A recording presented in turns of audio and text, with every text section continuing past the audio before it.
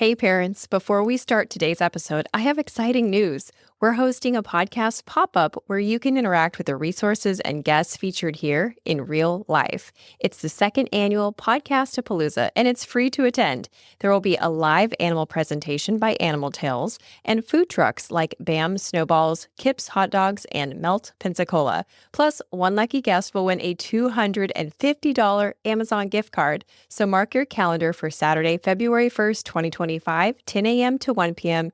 at Booker T. Washington High School. We'll see you there. It's our responsibility as educators to try to reach out and find the teachers of the future and make sure they understand it's a good job. It's a good It's a good way to make a living.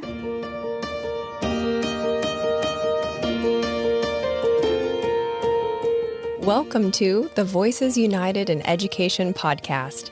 Each week, we showcase the teachers, administrators, and community members who go the extra mile to contribute to the success of every student in Escambia County.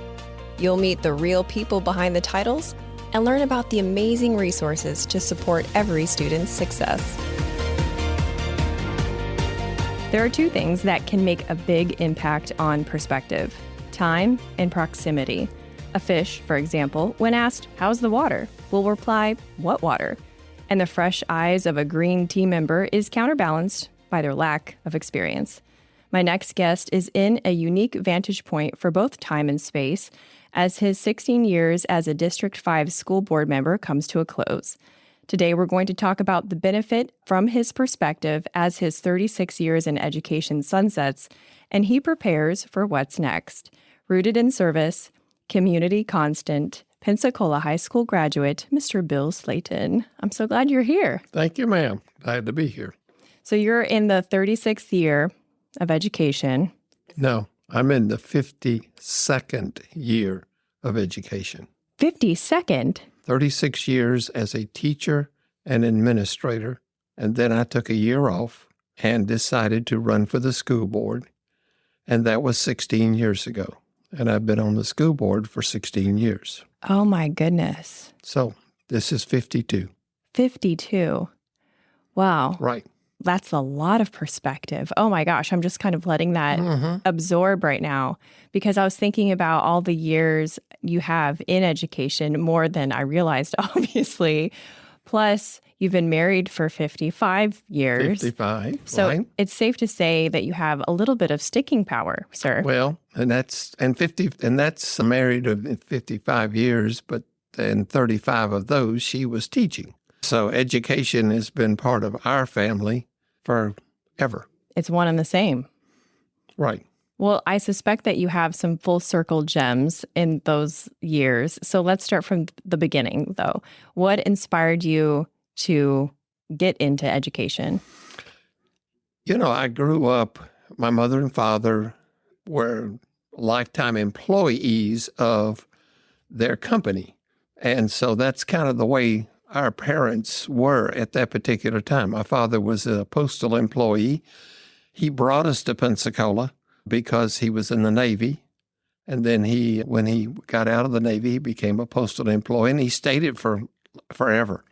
My mother was an employee of Bell South and AT&T at that time, I guess, and she was that way until she retired.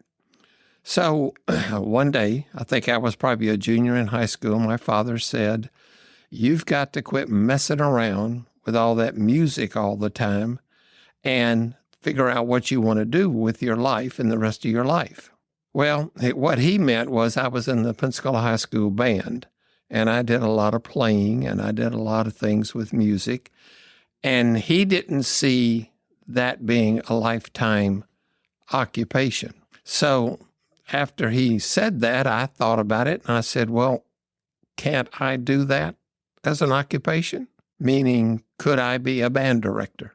And it wasn't something he had ever thought of, and it wasn't really something I had even dealt much on. I was a junior in high school. I, didn't think much about my next year being my last high school year.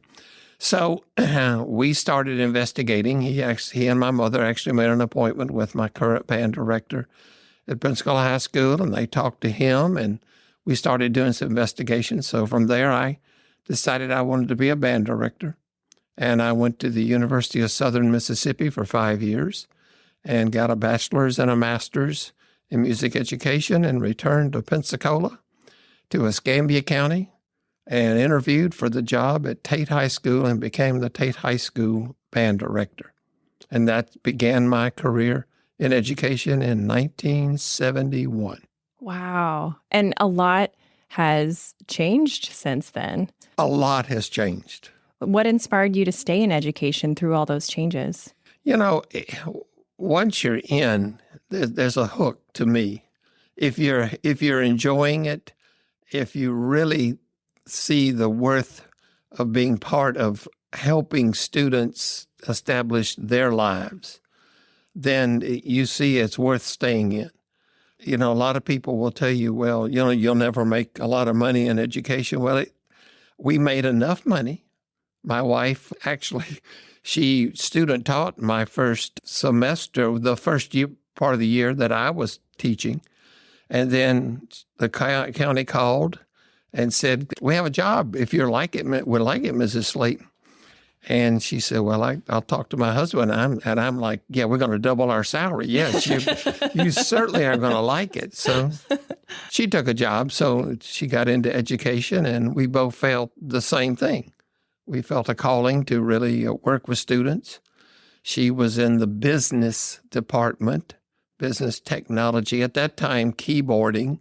And of course, it's changed so much in all the years. And then for me, I became the band director at Tate and had great successes establishing the program, getting the program growing and doing lots of things.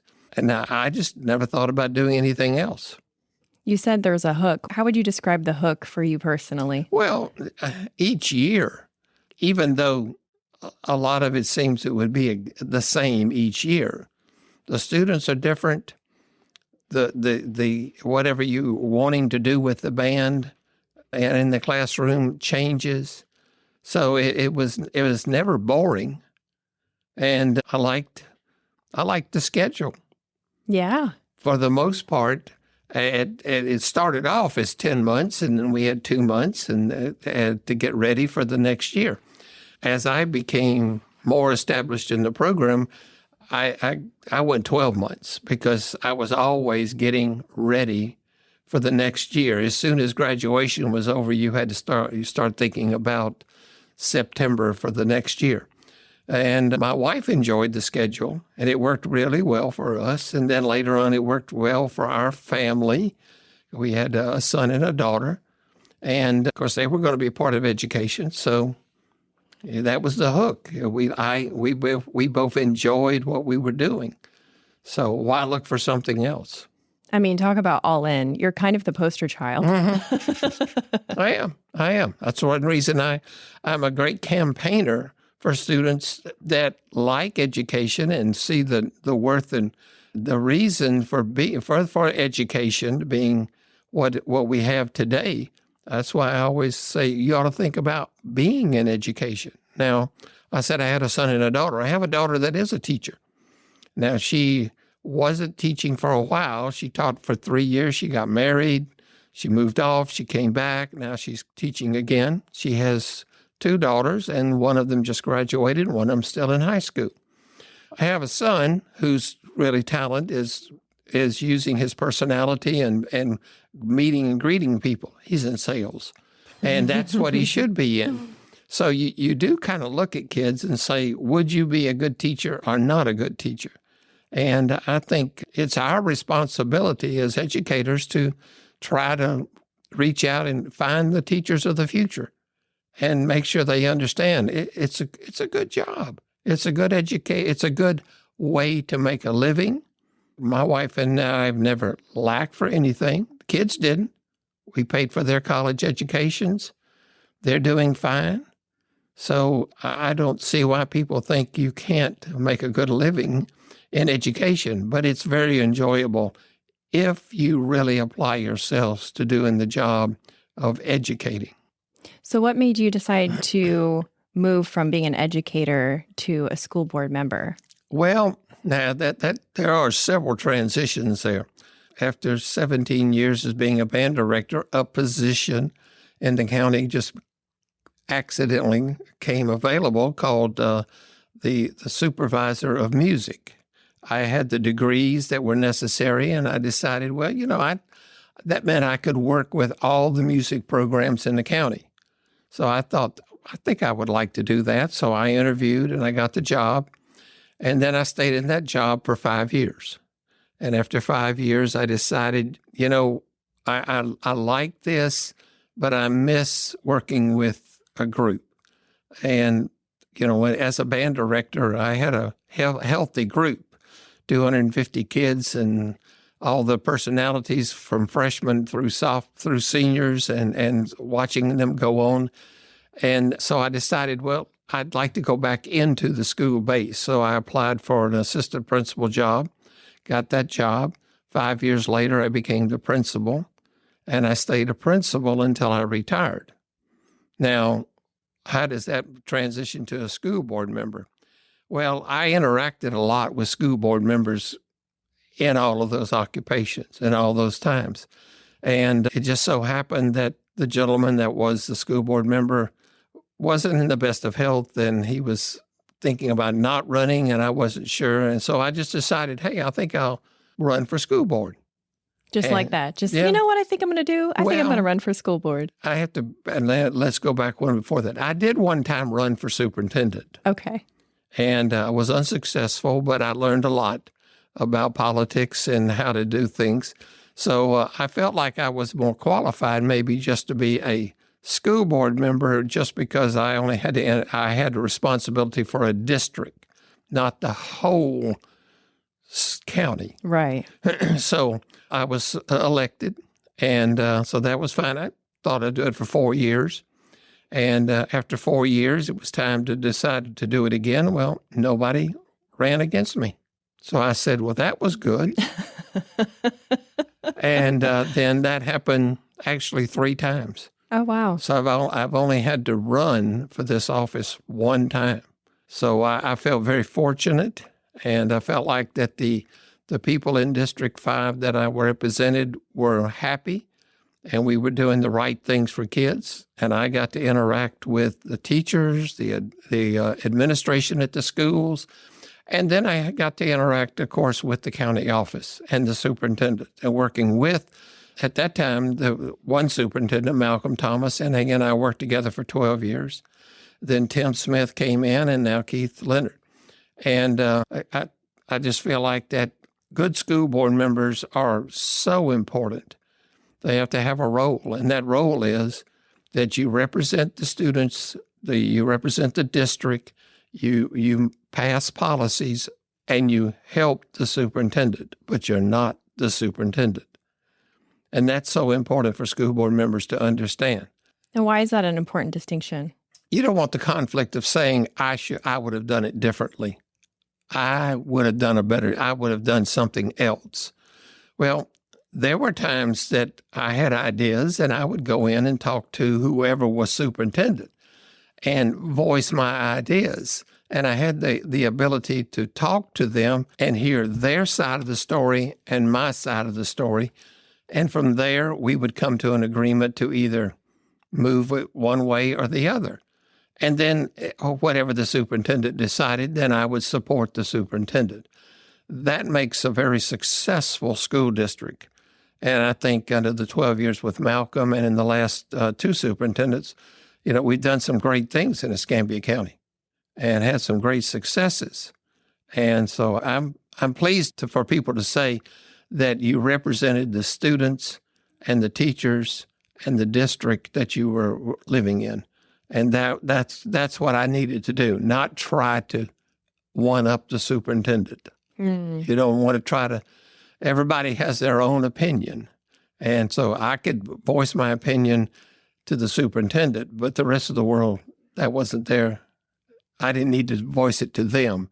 I needed to voice it to the person that was really in charge of running the district.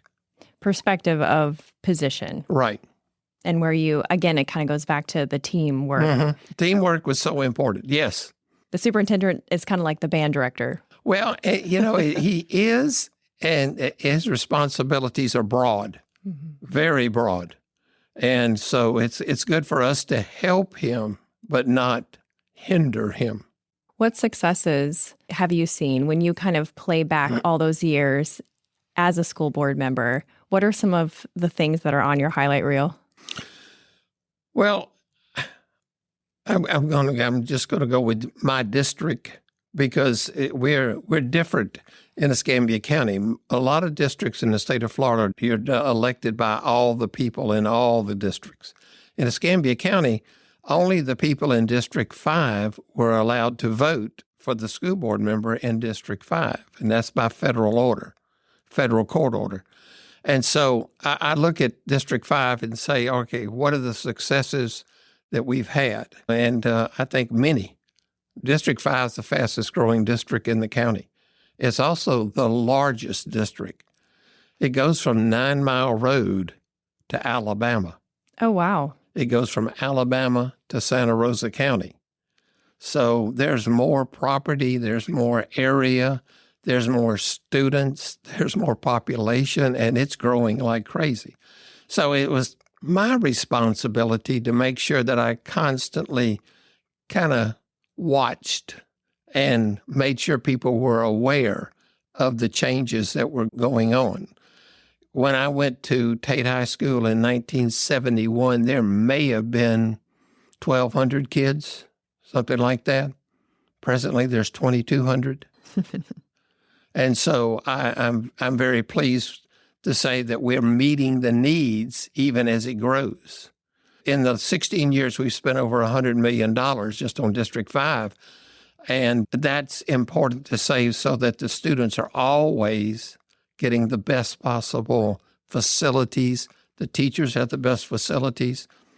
And I'm also one board member that will always say that we have to thank the citizens of Escambia County because the half-cent sales tax is the only way that happens. The state does not give us money to build new schools, but we've had to build new schools all through the county, and the money's always been available. And we thank the citizens for voting many years ago, probably maybe coming up to 40 years ago, putting in the half-cent sales tax, and it's caused our district to really excel.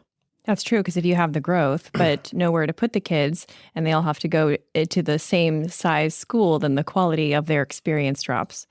Right. And when I say the state doesn't give us money, they don't give us money not only to build a school, but they give us the money to refurbish the school. So we replaced 2 schools that were well over 75 years old. One of them was in my district. One of them was in District, I think, 4. You just can't ride that horse forever. It's going to one day need to be redone. So we've seen to those needs all through the district. Your last day on the board is in November. November the 18th. And while you're enjoying your retirement, and so you pick up a newspaper, what do you hope to read about the students of Escambia County? I want to read about the successes of the students academically, athletically, musically, all of those things. I'm a great fan of high school kids doing things. I love to go to athletic events. As a band director, I love to take the Tate High School band out and let them perform. Because, face it, all of us relate back to our high school days. And we remember the things that we loved to do. And I think I just mentioned to you that yesterday I was with a group of 1966 Pensacola High School graduates. We meet once a month at a restaurant. We talk about what's the new and the old and where other friends might be. And you can't do that with any other group. Mm-hmm. I can't do that with my college group because they're all over the world. But there are people right here in Escambia County. We'll have 35, 40 people come to these little luncheons and talk to us and tell us what they're doing and where they're living and how things are going. So high school is that important. And that's all I ever did was high school. I mean, talk about full circle. Yeah, that's right. You mentioned off mic that, the students never leave you, and you weren't kidding. That was not a sentimental statement. That was a very factual daily life statement for you. It is. It is. I run into students from the schools that I was a principal of, from the schools that I taught band at Tate, and then I was principal at Woodham High School, and I run into kids all the time. And they'll say, "Oh, you are my principal. You were my band director." And I have to be honest, at my age, I do have to say, "And your name was?" Help me a little bit here. But we all have those great memories. And I want there always to be great memories for students that are attending schools in Escambia County. It feels like having the students the center is kind of your vantage point. Why do you feel like having students as center is important for perspective for school board members that'll be coming after you? I think that if you don't align yourself to be working to offer the best programs possible for students, then I'm not sure why you would be on the school board. And I mentioned to you, my wife was a business education teacher. Well, in her lifetime, we've gone from typewriters to computers to digital publishing to all the different things. My daughter teaches TV production. Who ever thought about that when we were when I was in high school? I mean, when I was in high school as well, we definitely didn't have those programs. They have TV production. Kids are using drones to do TV things. It's unbelievable. Well, if you don't move education in that direction to teach them about those things, those possibilities. I always tell people, and we have a lot of academies in Escambia County, and this offers students the opportunity to sample something that they might want to do. And some people will say, well, why do you need all those? One reason is a child wants to see if I really want to do that. The other reason is they want to see if I really don't want to do that. Just as important. Just as important. How much money could you save a family by not putting them in college and have them changing degrees? Oh, that's such a good point. That's exactly right. I'm probably one of the oddities. I started in music education, and I wanted to be a band director, and I finished in music education. And how many times do students, they'll start in engineering, and then they'll go to advertising, or they'll go to something else. I'm talking about my son. We tried to get him focused. And even in my daughter has a business management degree. What's she doing today? She is teaching TV production. We always thought she should be a teacher, but no, she didn't want to be a teacher. Well, she is. What do you feel like your legacy is? Doing it for the students. The most important group that you want it to be a great experience. You want them to come out of high school and say, I enjoyed myself. I've learned a lot. I'm ready to go out into the world and do things. And it's a tighter group than you will find in any other.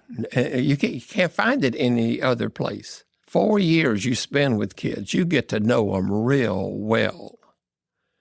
And I just think that's what I want to be known for. I want to be known for the guy who tried to make sure his school or his band or the programs that we were offering met the needs of the students, for them to learn how to be good workers for the future. That's what we're doing. We're building the leaders of tomorrow. And I watch people, one that I've known for the whole time I've been back in Pensacola, Sue Strong. She developed the talent and has used it for years and years and years on Channel 3. And that's one reason I always look at Channel 3 with Sue on there thinking, she and I started about the same time. So are we developing the next Sue Strong? Are we developing the next principal for a school? And that's the perspective that I think is so valuable, is looking to the future when you're in that day-to-day. Thank you so much for sharing your perspective today. This has been fantastic. Well, thank you very much for the opportunity. You're welcome. Thanks for listening. Be sure to subscribe and share. Voices United in Education is a production of Escambia County Public Schools.